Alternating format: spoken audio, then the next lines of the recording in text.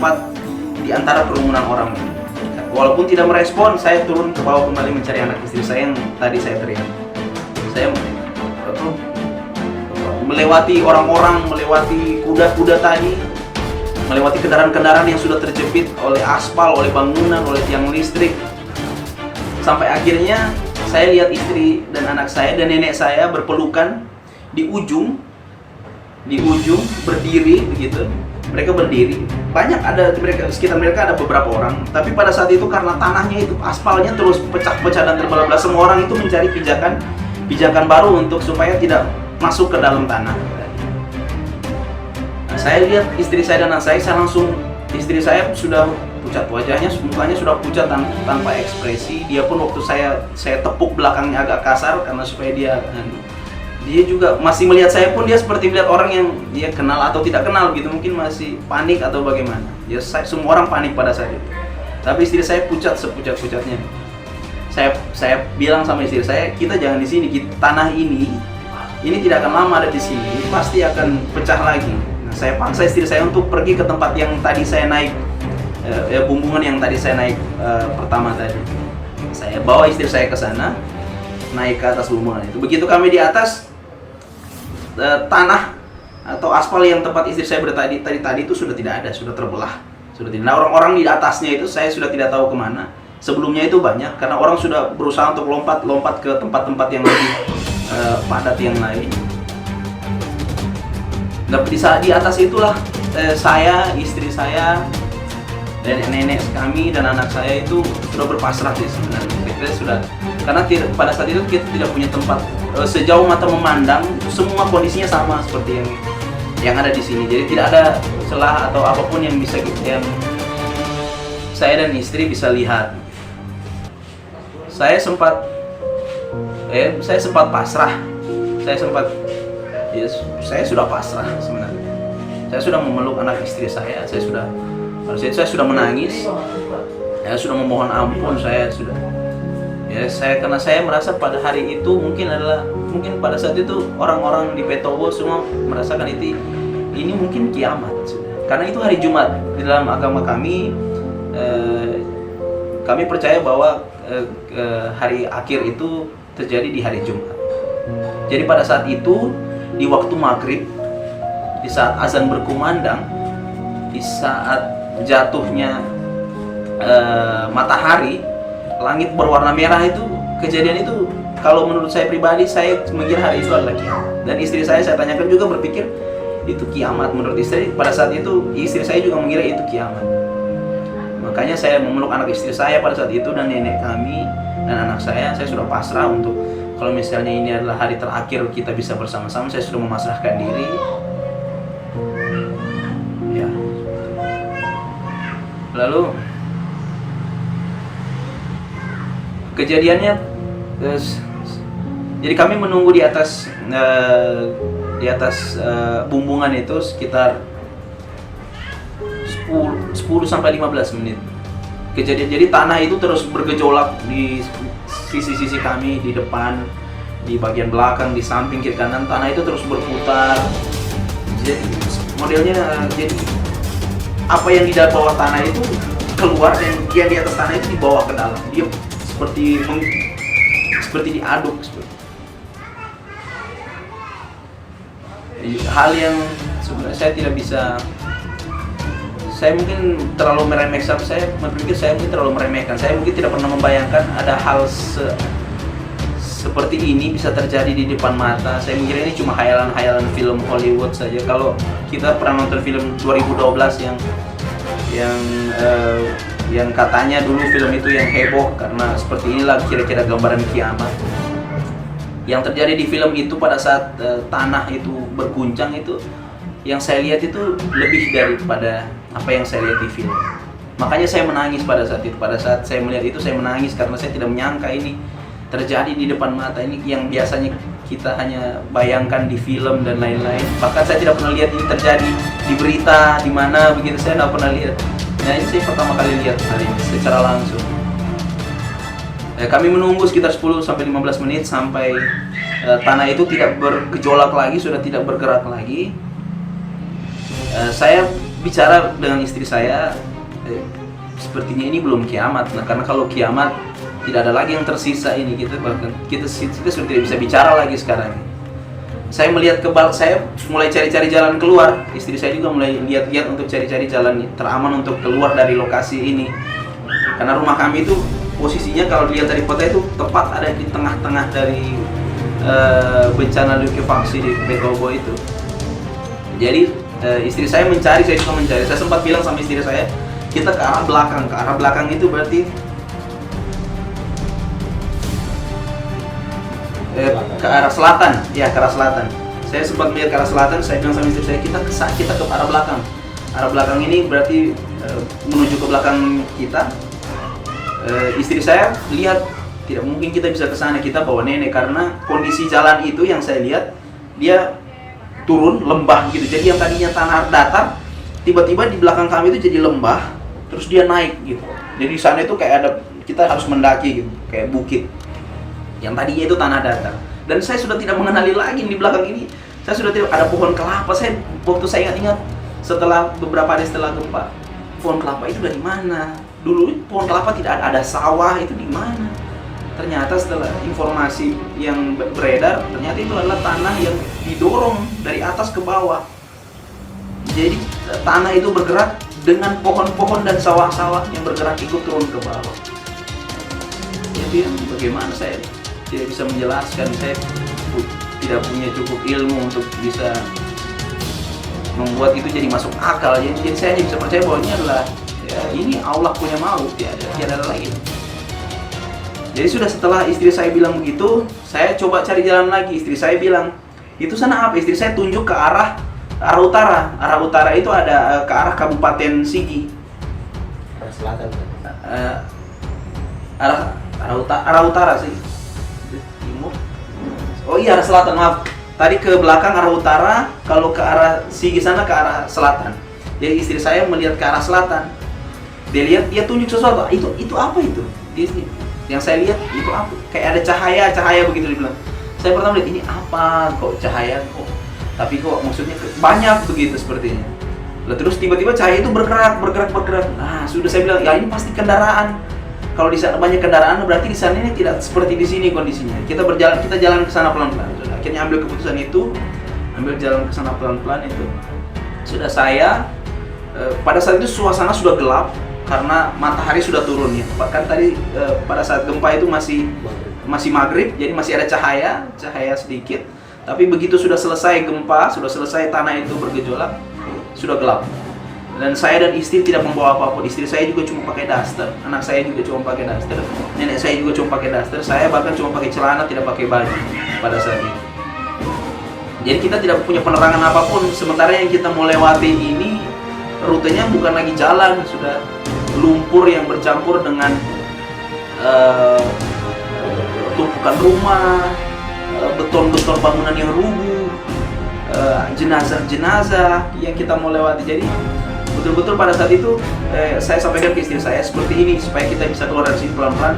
Saya cari jalan dulu, tunggu di sini dulu, saya cari jalan dulu sekitar 10 meter, saya cari jalan, saya cari pijakan yang cukup aman untuk istri dan anak saya lewati dan ini saya lewati.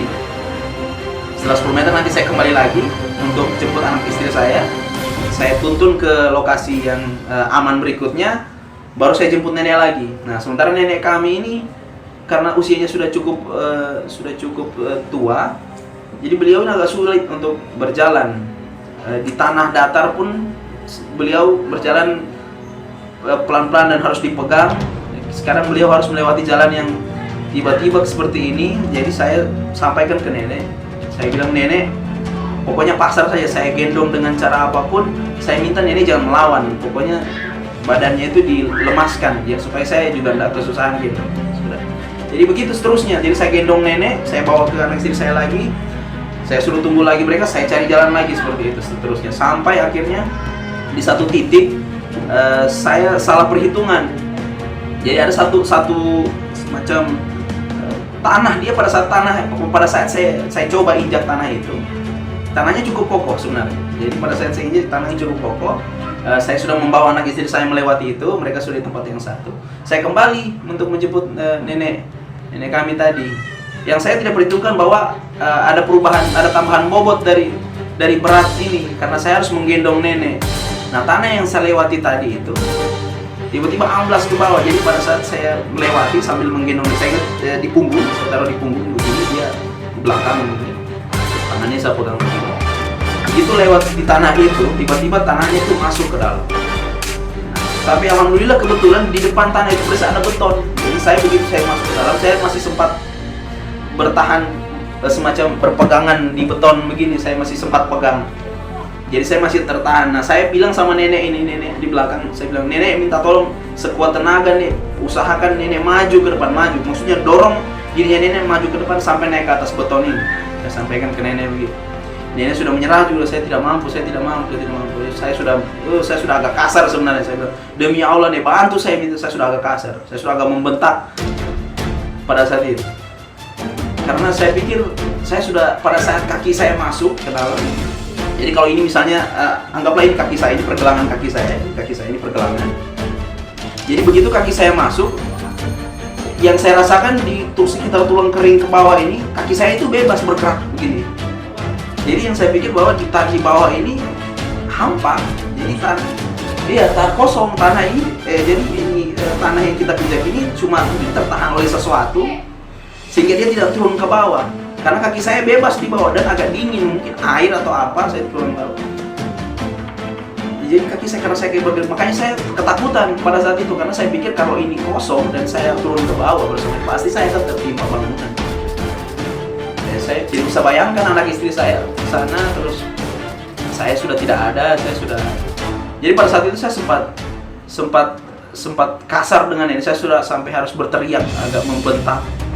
Dan alhamdulillah akhirnya mungkin saya tidak tahu, mungkin Allah kasih bantu tenaga nenek itu bagaimana. Nenek itu menggeser badannya pelan-pelan ke arah depan, yang saya pijakan saya tadi ke betonnya. Setelah nenek itu persis kakinya melewati kepala, tiba-tiba saya merasa ringan, kayak ya otomatis ringan karena sudah tidak ada beban. Saya langsung angkat badan saya keluar dari situ. Saya langsung angkat nenek ke bagian depan ini, saya langsung lompat melewati. Saya sudah tidak peduli yang saya injak kayu atau paku apa saja, karena saya pikir semakin lama kita di atas itu semakin berbahaya. Ya, begitu terus akhirnya setelah lewat itu saya dan keluarga bertemu dengan beberapa grup orang yang mencari keluar jalan juga, ada keluarga juga. Saya minta tolong, saya ingat betul ada cewek-cewek masih muda, saya minta tolong, Dek, minta tolong saya bawa anak istri saya ke depan duluan. Nanti saya menyusul sama nenek. Maksudnya karena mereka punya penerangan, mereka punya handphone, punya senter. Jadi saya bilang sama istri saya duluan saja, nggak usah nonton ke belakang, jalan saja terus sampai turun ke bawah. Nanti insya Allah saya turun sampai ke bawah. Sudah begitu begitu istri saya sudah sampai di ujung, nenek saya juga sudah saya bawa pelan-pelan. Akhirnya kami turun bukan di jalan, kita turun itu. Jadi kalau saya ingat-ingat sekitar 5 meter lah, tanah yang tempat kita berdiri itu, petobo itu naik sekitar 5 meter daripada tanah yang tidak terkena dampak tadi. Jadi saya bilang sama bapak yang pimpin kelompok yang istri saya ikut tadi, saya bilang, "Pak, minta tolong istri saya dibantu turun, Pak, karena saya bawa nenek saya." Jadi begitu, ternyata beliau yang bantu itu adalah sebenarnya tetangga kami berhadapan rumah. Dan beliau tidak seberuntung keluarga saya karena beliau kehilangan anak dan istri pada saat itu. Kami bercerita. Jadi sebenarnya saya dari apa yang saya potong. Saya tadi setelah itu kita sudah turun, saya turun ke bawah, terus kita begitu melewati area persawahan, kita turun di sawah, begitu melewati persawahan kita ketemu dengan satu perumahan BTN begitu, kompleks. Bertemulah keluarga saya ini dengan ada keluarga dari istri saya, ipar dari istri saya. Nah, mereka akhirnya bercerita bahwa kan tidak ada yang tahu sebenarnya di Petobo ini. Kenapa? Karena pada saat itu gelap, mati lampu. Pada saat kejadian gempa itu otomatis semua mati lampu. Jadi orang tidak lihat apa sebenarnya yang terjadi di Petobo. Bahkan orang di BTN tidak tahu ini. Padahal BTN itu jaraknya mungkin sekitar 10 meter saja dari lokasi terdampak di Petobo itu. karena gelap, semua orang tidak lihat apa yang terjadi. Nah, istri saya bertemu dengan keluarganya tadi, iparnya tadi, lalu saya bilang sama istri saya, bisa tidak kita pinjam motornya dulu, kita harus pergi jauh dari lokasi ini sekarang, saya sampaikan begitu. Akhirnya istri saya bicara dengan keluarganya juga alhamdulillah mau membantu meminjamkan salah satu kendaraannya, motor. Jadi saya, istri saya, nenek saya, dan anak saya naik di satu motor, kita berempat di dalam motor. Lalu saya pergi ke rumah orang tua saya yang lokasinya cukup lumayan jauh dari Petro. Sebenarnya saya tidak bisa, saya tidak suka mengeluh tentang kejadian gempa ini. Saya juga memilih-milih kepada siapa saya ingin bercerita tentang cerita yang saya alami ini, karena bagi saya ini sangat-sangat beruntung. Allah ini masih sangat menyayangi saya, istri saya, anak saya, nenek saya, keluarga saya, semuanya. Karena banyak dari masyarakat Petobo yang tidak seberuntung kami. Kami mungkin kehilangan harta, kehilangan hal-hal yang, tapi itu semua hal-hal yang bisa dibeli dengan uang, dengan kesehatan yang masih di badan. Tapi saya tidak bisa bayangkan dengan orang-orang yang kehilangan keluarga, kehilangan anak, kehilangan istri.